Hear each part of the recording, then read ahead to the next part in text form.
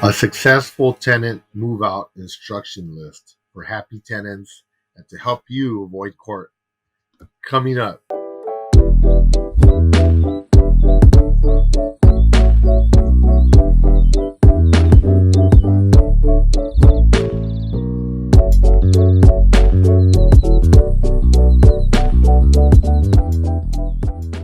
Hi everyone, this is Dr. Ernesto from AttaboyCowboy.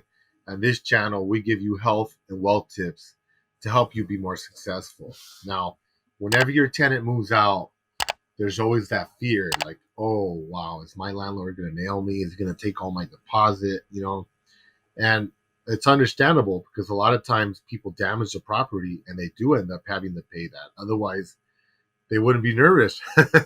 But there's also the element of the unknown. They don't know how fair or how just a person you are. And in general, I just want to say, like, this is not an opportunity to take advantage of your tenants or anything like that. We always try to be as just and reasonable as we can, and providing the tenant with proper move out instructions will really help with this process. Because again, one person's perception of something could be totally different from another. A lot of times tenants will say, oh, the apartment is clean. I cleaned it 2-3 times. I go, oh, great. I'm thinking that's great. Now we don't have to clean it. We go over there and the place is filthy. I mean, so standards vary quite a bit. And ours, for example, excuse me, we want places clean. I mean, really clean. Everything has to be immaculate. So we make it easy by just making a list and present it to your tenants and have them start working on it. That way there aren't these unknowns. You know what I mean? Because some people don't know they're supposed to wash certain things. And when you bill them for it, they're like, what do you mean? Well, it was on the checkout list. So it's really going to help you not have problems with their tenants. It's going to help them feel more comfortable, make the move less stressful.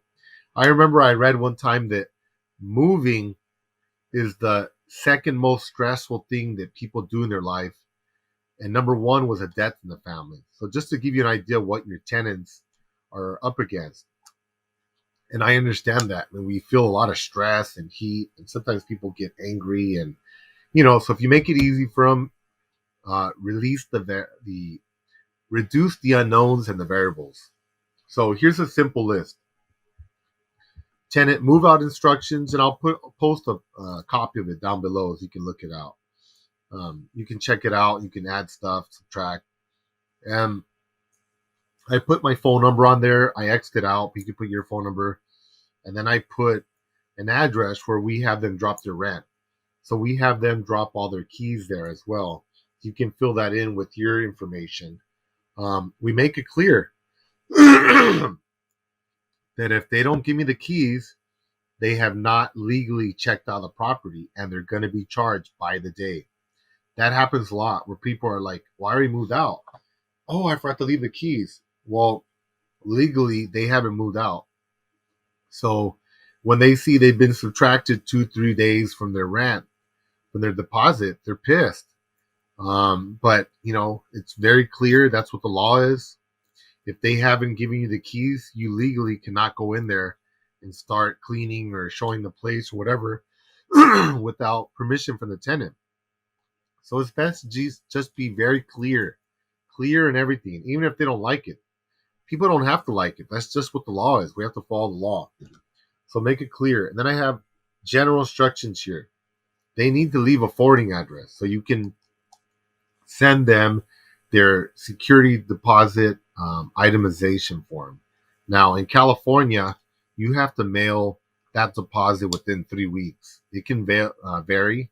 It has to be postmarked within that time. So I should probably add that in here. Now I'm talking about it, I probably will, so they can know when to expect their deposit. And then it says return all their keys, garage monitor remotes, garage gate keys, etc. And then they have to make sure they pay the rent. A lot of times people don't want to pay the rent. They're like, oh, what's my last month? Just take out my deposit. No, there is no last month's deposit. Deposit is deposit. It's for damages. So this helps a lot right there, just having that in writing. Because a lot of times they don't want to pay the rent. You're like, well, they're telling you, just take my deposit. So you can't do that. You need to pay your rent. Even if it's the half a month or whatever, give them the prorated amount. They need to pay the rent.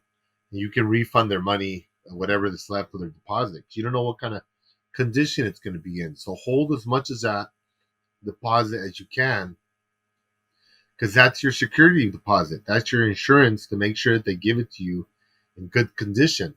If you let them use up their security deposit for rent and they're like, oh, well, there's no money left anyway, I don't care. I'm just going to leave the place dirty, or I'll just leave it trashed. You know what I mean? So you need to make sure you hold on to that money as an incentive to them to be cool and make sure they give it to you in a good place. And then cleaning specifications. I have several stuff here, but very, very thorough. I mean, we make them clean windows. You got to wash the windows. You got to wash the window seals inside and out. You got to wash the window screens. You got to wash all the filters and the AC units and the heaters and all that. Behind the appliances, inside the appliances, a lot of times people don't clean the inside of the microwaves and the stoves. They need to make sure they get rid of all their furniture. A lot of times they move and they leave this huge pile of garbage outside and they expect you to deal with it. No, that has to be hauled away. That's going to cost money. So they don't like getting those charges. So you got to tell them, you got to get rid of that or you're going to be charged. Just make it clear. So there's no room for error here. A lot of times the cities will do it for free. You can give them that information, give them the number if they want to call the city to pick up their old couches or whatever. But you just got to be really clear. In Los Angeles, we have a 311 service. You dial 311 instead of 911. They come out and pick up things for you for free. Make sure they wash the walls. I mean, a lot of this stuff is obvious, but for a lot of people, it really isn't because they're not used to cleaning.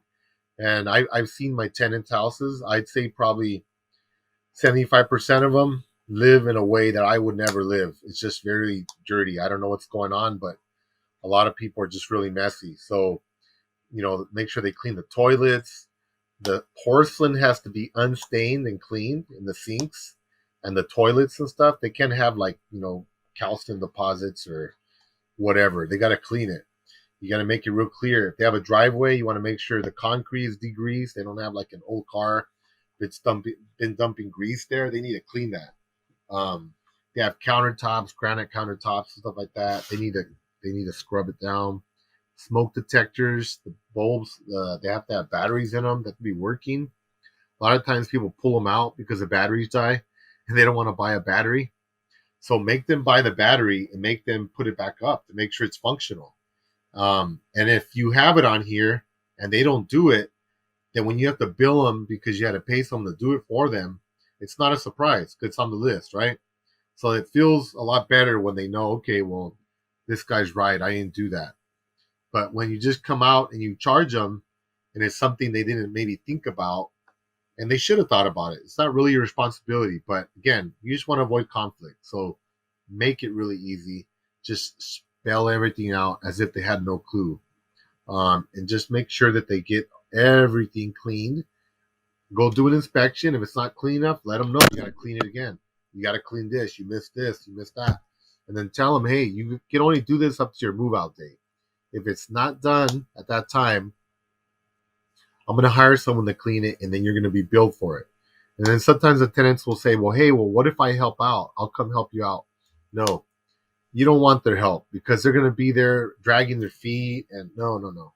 I don't want to deal with that. I don't want to be telling someone how to clean. If they don't know how to clean, they don't know how to clean. And I don't want to get into conflict with them. So, you're not a charity. You gave them a chance. They had to clean it. If they didn't clean it, that's it. Hire someone to clean it for them, or if it looks really bad, just tell them, hey, you know what? Maybe you should hire someone to help you because this place is not clean and you need to get all this grease off the walls or whatever the case. So, but again, always end it, with something positive. Thank you for your time and consideration, your name, you put your contact information, etc. And this really helps out with move up people's stress levels. It helps them chill out a little bit so they're not so nasty towards you in case they are. And it also helps avoid conflicts in court hearings. So thank you again for listening. And if you have any questions, please comment below. From Los Angeles, California, this is Dr. Ernesto Martinez. Thank you. Bye-bye.